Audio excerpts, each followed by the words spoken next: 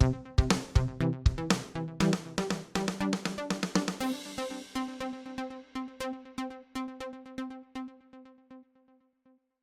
getting her start at Boston Consulting Group and the Clinton Health Access Initiative, Erica Jain started Healthie while a first-year student at Wharton in 2016, and she's never looked back. For the last several years, she's been building a company that builds infrastructure for next-gen digital health. Hi, everyone. I'm David Williams, president of strategy consulting firm Health Business Group and host of the HealthBiz podcast, a weekly show where I interview top healthcare entrepreneurs about their lives and careers. If you like this episode, I hope you'll tell your friends and subscribe. Erica Jain, Healthie CEO and co-founder, welcome to the HealthBiz podcast. Hi, David. Thank you for having me. It is terrific to have you here, and looking forward to hearing all about your company. But before we get into that, would love to hear about your background, your upbringing. What was your childhood like? Any influences that have stuck with you? Yeah, that's a great question. I'd say for the biggest theme is that I've always been really interested in access to healthcare. Ever since a young age, high school, college, to me, maybe it's through international travel. I've always been wondered why there are so many billions of people who lack access to basic medicines, basic vaccines that are life saving and not particularly expensive. When I was in undergrad, I actually created my own major in international health disparities to focus specifically on that.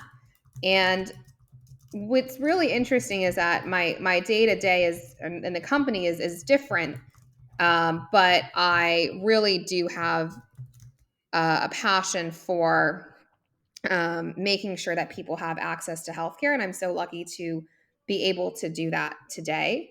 When I was at the Boston Consulting Group, I focused on healthcare and saw the business of healthcare, whether it be through providers and payers or academic medical systems. And then I had the opportunity to work at the Clinton Health Access Initiative, focusing on their malnutrition program, which really solidified this big question to me of how do you help people get access to core healthcare that they need. No, that sounds terrific. And I was at Boston Consulting Group, although we did not overlap at that time, and I'm quite familiar with the Clinton initiative as well. Where were you working with the Clinton Health Access Initiative? Where was that based? Our teams were in both East Africa and India. And it was an incredible partnership with local governments, businesses, stakeholders like the World Health Organization and the Gates Foundation to really rethink how we could couple private sector with public sector and create unprecedented scale around distributing baby food to prevent and reduce malnutrition.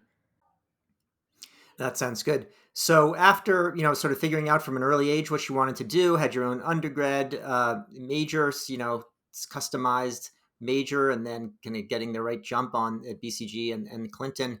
Why back to school? That's a great question. I only lasted 1 year too.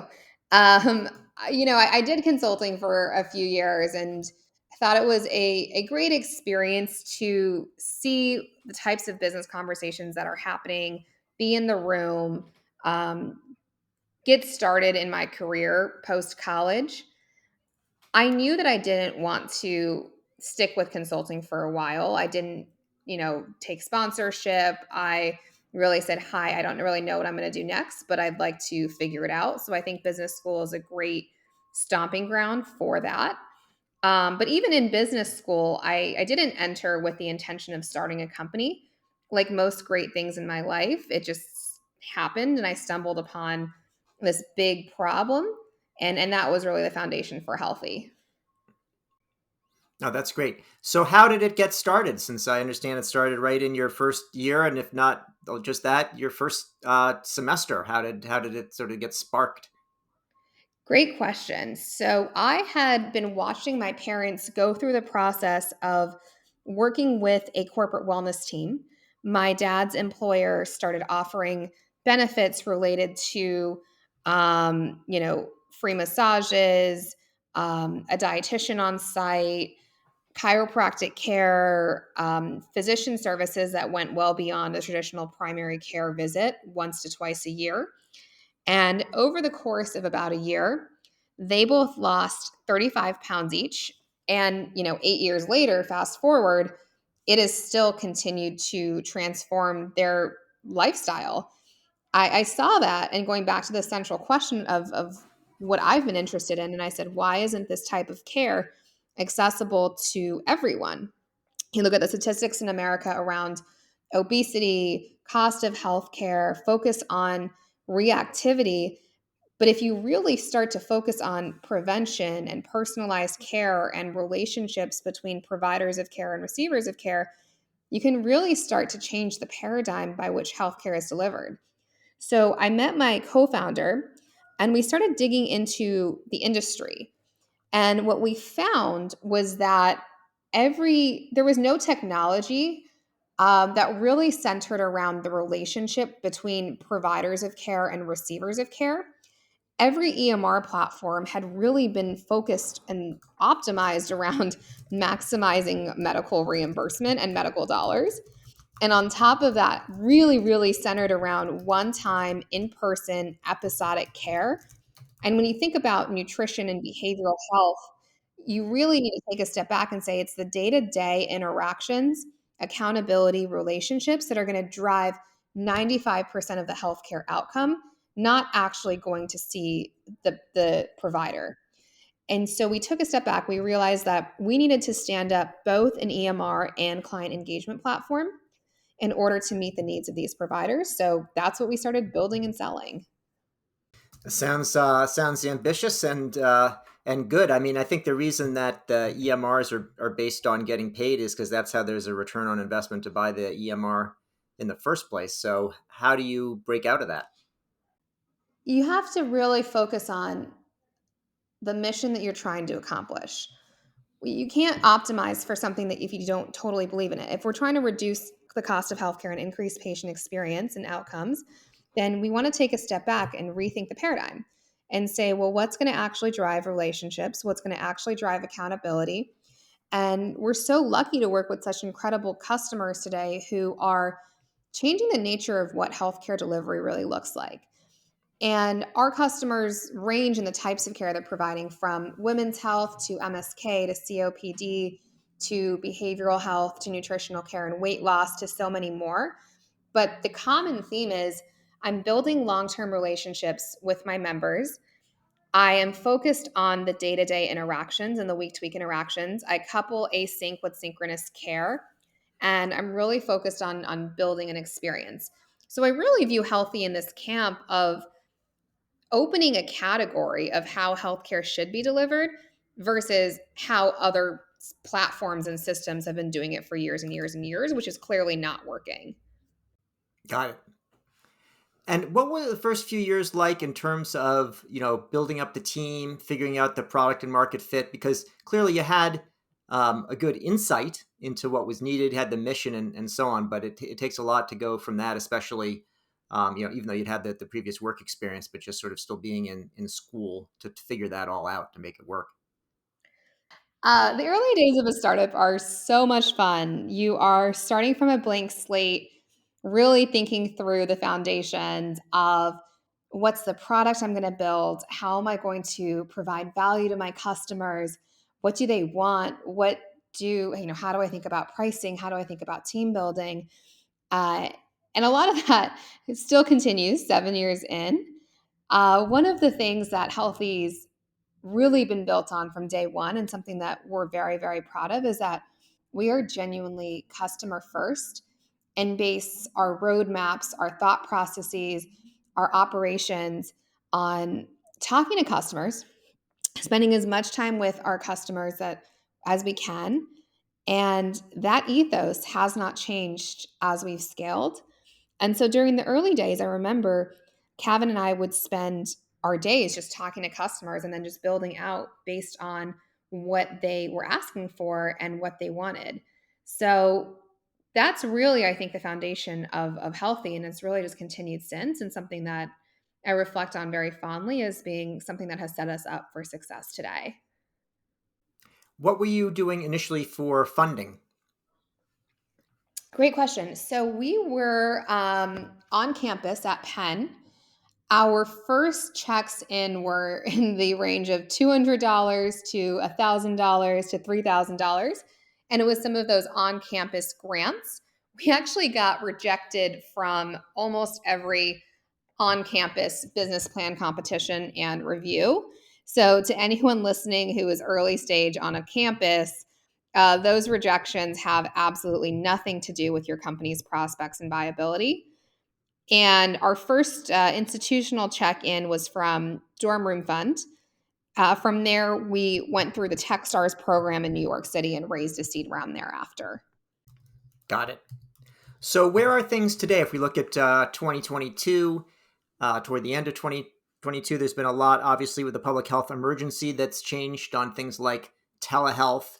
So, where are things now with telehealth, and how is Healthy evolving or sort of staying ahead of all the trends in the field? It's been incredible to see the level of healthcare innovation that has happened coming out of COVID. We have been building Healthy for 7 years. So, even talking about concepts like telehealth and longitudinal care, when we got started, they were foreign concepts, but now they're center stage in healthcare. I still think the industry overall is prime for years and years of innovation.